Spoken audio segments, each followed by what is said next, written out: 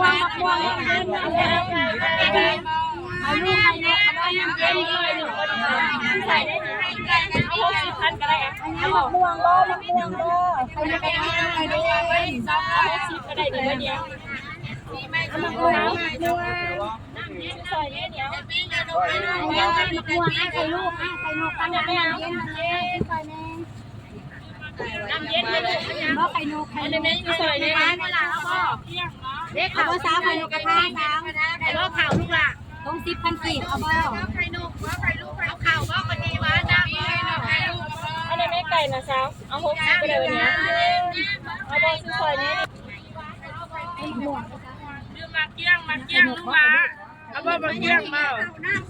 ไข่นกกระทะบ่ลูกเอาบ่ลูกล่ะอันยังลูกล่ะเอาบ่ไข่นกเอาน้ำ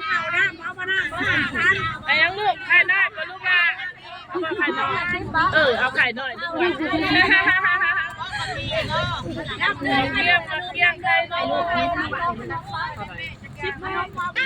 เป็นยังอะไรหาฝรั่งเอ้ยคิดที่บอกเขากินไก่ดิฝรั่งกินไก่บ้าไก่บ้าโอ้ยแก่จะมาแดงแค่อาหาร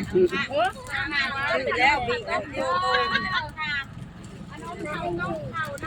น้ำเย็นเดี๋ยวว่าน้ำเย็นกินหรือว่าฝรั่งกินไก่ดิ